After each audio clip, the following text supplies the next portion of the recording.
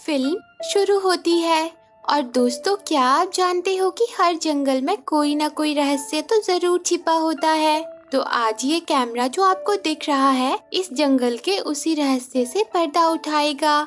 और फिर इस कैमरा को लगाने वाले आदमी को दिखाया जाता है, जो कि थोड़ा सा अतरंगी है, पर आज इसकी कई सालों की मेहनत रंग लाई है। और इसे यकीन हो गया है कि इस जंगल में कुछ ना कुछ अजीब तो जरूर है, पर अभी भी ये पूरी सच्चाई से अनजान है। पर हम नहीं, हमें तो पता चल गया है कि इस जंगल में इतने छोटू छोटू आदमी भी रहते हैं, जिनके दुश्मन ये भयानक कौवे पर बैठे अजीब से कीड़े हैं। और आज ये कीड़े इस सुंदर नौजवान को पकड़ लेते हैं, पर तभी उसके साथी वहां आकर उसे बचा लेते हैं। और फिर उस सतरंगी से आदमी के घर को दिखाया जाता है, जहां उसकी बेटी मैरी उससे मिलने आती है। और वो अपने डैड से बहुत टाइम के बाद मिल रही है। वो भी अपने डैड की हरकतें देखकर थोड़ा सा परेशान हो जाती है, पर उसके डैड उससे मिलकर बहुत खुश होते हैं। और उनके पास एक प्यारा सा डॉग भी है, जिसका नाम ओजी है। वहीं अब जंगल के उस हिस्से को दिखाया जाता है जहां पर सब छोटे छोटे इंसान रहते हैं। वहां की हर चीज में जीवन है। यहाँ पर रोमिन आज अपनी महारानी के पास जा रहा है। रोमिन एक लीफ मैन है, यानी कि एक योद्धा। और फिर प्यारी रानी को दिखाया जाता है। रोमिन उनसे कहता है कि बॉगिन्स की नजर हमारी सीमा पर है। बॉगिन्स वही अजीब दिखने वाले कीड़े हैं। वो कहता है कि वो आपको वारिस चुनने से रोकने के लिए कुछ भी कर सकते हैं, पर आप घबराइए नहीं, मेरे पास एक प्लान है। मैं एक छोटी टुकड़ी लेकर जाऊंगा और कली को आपके पास ले आऊंगा, और फिर वो कली खिलेगी। पर रानी कहती है कि ये काम ऐसे नहीं हो सकता, बिना जाए मैं सही कली को नहीं चुन सकती, और मैं इतनी भी कमजोर नहीं हूँ जितनी कि आप सोचते हो। तब रोमिन कहता है कि आप जंगल की जान हो और आपकी हिफाजत करना मेरा फर्ज है। और यहाँ हमें ये भी पता चलता है कि रानी और रोमिन एक दूसरे से प्यार करते हैं। वहीं अब बॉगिन्स के सरदार को दिखाया जाता है, जो कि अपने बेटे से पूछता है कि जश्न कहाँ होने वाला है, क्या तुमने पता लगाया? तो उसका बेटा कहता है कि उनकी सरहद में। तब सरदार कहता है कि अच्छा, तो उन्हें लगता है कि वो हमें रोक लेंगे। मुझे नफरत है खूबसूरती से, हम जंगल को जितना भी तबाह कर दे, पर वो रानी उसे अपने एक इशारे से हरा भरा बना देती है। हम उन्हें दिखा देंगे कि सड़न गलन रोकना उनके बस की बात नहीं। अगर रानी बिना वारिस के चल बसी तो लीफ मैन जंगल को दोबारा हरा भरा नहीं कर पाएंगे। फिर तुम और मैं राजा होंगे इस सड़े गले जंगल के। और अब उस सुंदर नौजवान को दिखाया जाता है, जिसके पीछे शुरू में भयानक कौवे पड़ गए थे। रोमिन उससे कहता है कि तुम देर से आए हो, जल्दी से अपनी टीम में जाओ। पर वो कहता है कि मुझसे ये नहीं होगा, मैं अपनी मर्जी से चलूंगा।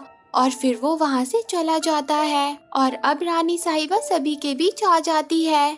सभी उन्हें देखकर बहुत खुश होते हैं। फिर मैरी और उसके डैड को दिखाया जाता है। मैरी अपनी डैड से कहती है कि यहाँ पर सिक्योरिटी कैमरा लगाने की क्या जरूरत है, ऐसा लगता तो नहीं है कि यहाँ कुछ चुराने लायक है। तब उसके डैड उसे बताते हैं कि मैंने पूरे जंगल में बहुत सारे कैमरा लगा रखे हैं, मुझे नहीं पता कि तुम मेरे बारे में क्या जानती हो।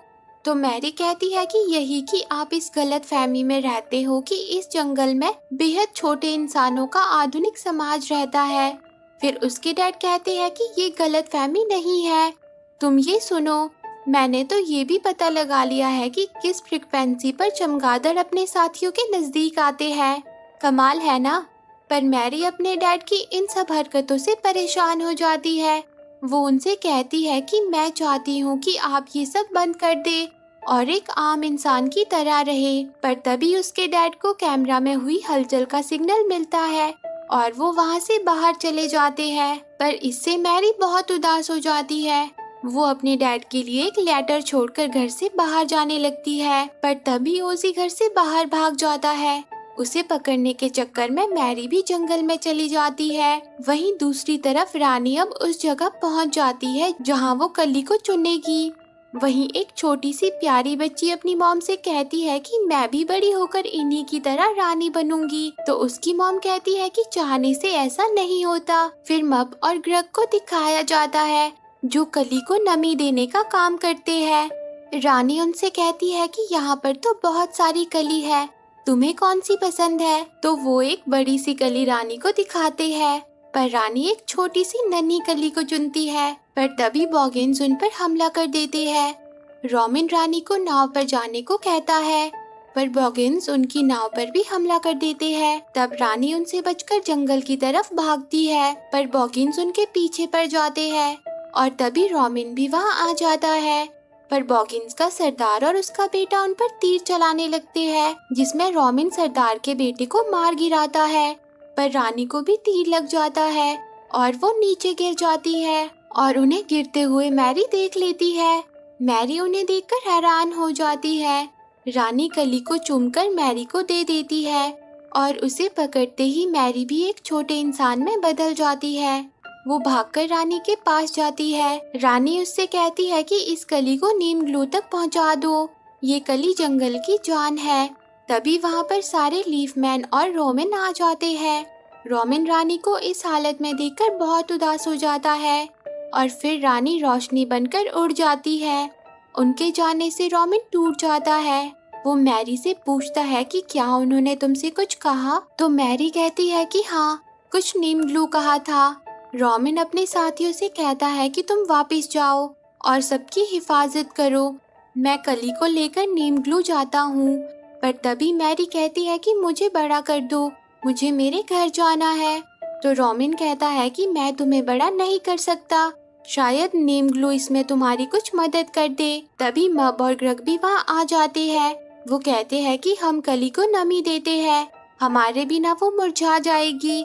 ये सुनकर रोमिन उन्हें भी साथ ले लेता है, पर उन सब का वजन एक परिंदे के लिए कुछ ज्यादा ही हो जाता है। इसलिए रोमिन उसी नौजवान के पास पहुंच जाता है। वो उसे बताता है कि रानी साहिबा चल बसी, अगर हमने कली को नीम ग्लू नहीं पहुंचाया तो जंगल खत्म हो जाएगा। पर रोमिन की ये बात एक मेंढक सुन लेता है।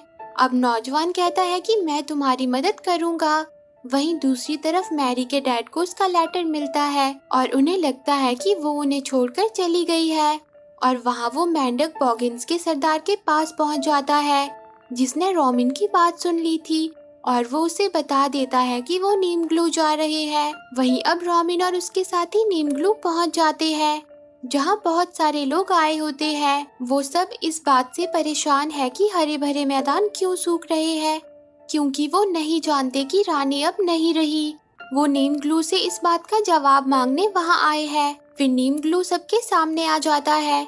वो सबको अपनी बातों से खुश कर देता है, पर तभी उसे पता चल जाता है कि रानी अब नहीं रही। वो ये बात सबसे छुपा लेता है और तभी रोमिन उसके पास आ जाता है। नीम ग्लू उससे कहता है कि हमें शाही कली की रक्षा करनी होगी। तब मैरी कहती है कि रानी ने इसे तुम्हारे पास लाने को कहा था।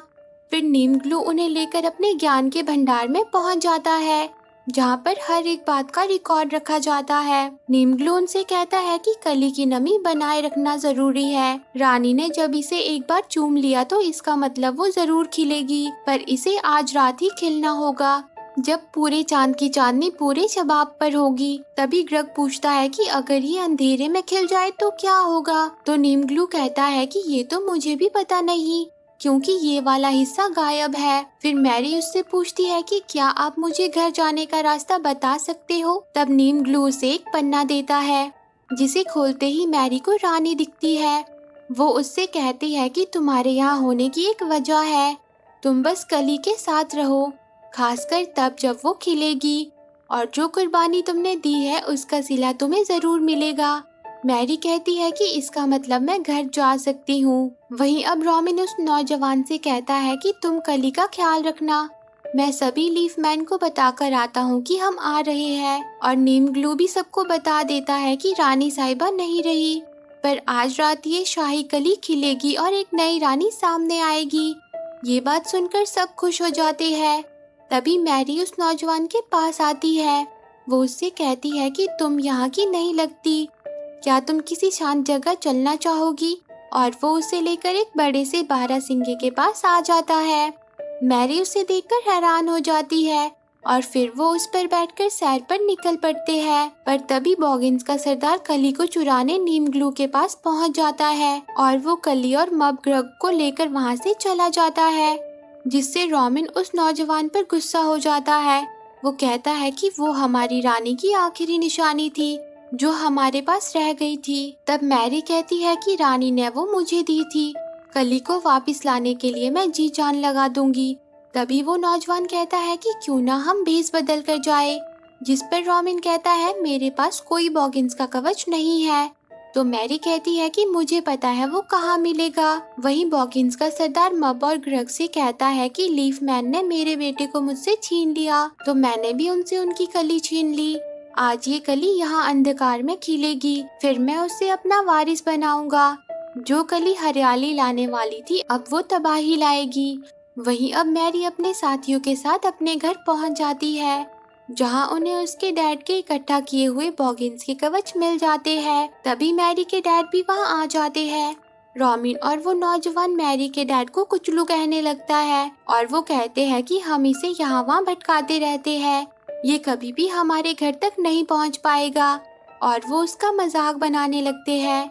तब मैरी उन्हें बताती है कि वो मेरे डैड है, और फिर वो अपने डैड के पास आती है। उसके डैड उसे बहुत याद कर रहे होते हैं। फिर वो किसी तरह अपने डैड के सामने आ जाती है, पर उसे देखकर उसके डैड बेहोश हो जाते हैं। फिर मैरी अपने डैड से कहती है कि मैं जल्दी वापस आ जाऊंगी डैड, मैं वादा करती हूँ। फिर वो अपने डैड के लिए एक हिंट छोड़ती है और वहाँ से चली जाती है, और वो तीनों बॉगिन्स के अड्डे में पहुँच जाते हैं। वहाँ पर रॉबिन बॉगिन्स को उलझाने का काम करता है, और मैरी और वो नौजवान तब तक मब और ग्रग के पास पहुंचकर कली को लेकर वहां से निकल जाते हैं। पर रॉबिन बॉगिन्स के बीच ही फंस जाता है, जिससे वो नौजवान उदास हो जाता है। फिर वो रानी के महल मूनलैंड पहुंच जाते हैं, जहां नीम ग्लू कली को उसकी सही जगह पर रख देता है और चांद की रोशनी उस पर पड़ने लगती है और वो खिलने लगती है। पर तभी बहुत सारे चमगादड़ वहां आ जाते हैं। बॉगिन्स का सरदार उन सबको इकट्ठा करके कली पर अंधेरा फैला देता है, जिससे कली सिकुड़ने लगती है। नौजवान और सारे लीफमैन उनसे लड़ने के लिए निकल पड़ते हैं। मैरी भी उनकी मदद करने के लिए जाने लगती है, पर तभी नीम ग्लू उसे रोककर कहता है कि ऐसा कौन है जो अनजान दुनिया के लिए अपना सब कुछ कुर्बान कर देगा। तब मैरी कहती है कि मेरे डैड ऐसा करते हैं, और वो अपने डैड को लाने निकल पड़ती है। वहीं उसके डैड को भी अब होश आ जाता है और उन्हें वो क्लू दिख जाता है जो मैरी ने उनके लिए रखा था। वो भी मैरी को ढूंढते हुए जंगल में पहुंच जाते हैं, जहां मैरी उनके पास आ जाती है। वो उनसे कहती है कि डैड आप सही थे, मुझे माफ कर दीजिए, लीफमैन सच में है, उन्हें आपकी मदद चाहिए, मेरे पीछे आओ। वहीं बॉगिन्स का सरदार कली के पास पहुंच जाता है, पर तभी वहां रॉबिन आ जाता है। वो काफी जख्मी होता है, पर फिर भी वो उससे लड़ पड़ता है। मैरी भी अपने डैड को लेकर वहां आ जाती है, और वो अपने डैड के फोन से चमगादड़ों को बुलाने वाली फ्रिक्वेंसी चला देती है और अपने डैड को भागने को कहती है, जिसके बाद सारे चमगादड़ चांद के सामने से हटकर उनके पीछे पड़ जाते हैं। पर इस बीच मैरी पक्षी से नीचे गिर जाती है। वहीं अब कली खिलने लगती है, और बॉगिन्स के सरदार को रॉबिन और वो नौजवान उसकी ही गलन में फंसा देते हैं। कली के खिलने से सब खुश हो जाते हैं, और वो कली रानी में बदलकर उस प्यारी बच्ची में समा जाती है, जो बड़ी होकर रानी बनना चाहती थी, और आज वो सच में रानी बन जाती है। सब उसके सामने झुककर उसे सम्मान देते हैं। तभी वहाँ मैरी भी आ जाती है। वो कहती है कि शायद घर लौटने का मौका हाथ से निकल गया, जिस पर नौजवान कहता है कि मुझे इस बात का अफसोस नहीं है। पर तभी नन्ही रानी उसे उसकी दुनिया में वापस भेजने लगती है, पर मैरी को उस नौजवान को छोड़कर जाने का दुख होता है। पर आखिरकार वो बड़ी होकर अपने डैड के पास पहुंच जाती है, और अब वो और उसके डैड मिलकर लीफमैन की चीजों पर काम करते हैं। और वो सुंदर नौजवान अब भी मैरी से मिलने आता है, वो भी कैमरा पर, क्योंकि वो दोनों एक दूसरे से प्यार करते हैं। और आज मैरी उससे मिलने के लिए अपने डैड को भी ले जाती है। और इसी के साथ ये मूवी एंड हो जाती है। तो दोस्तों, आपको ये मूवी कैसी लगी कमेंट करके जरूर बताना, और रोज ऐसी ही प्यारी प्यारी मूवी देखने के लिए मेरे चैनल को जरूर सब्सक्राइब करना। जी हाँ, सही सुना, मैं आपके लिए रोज एक प्यारी सी मूवी लेकर आऊंगी। ताकि मेरा मेरे दोस्तों के साथ प्यार बना रहे। Thanks for watching.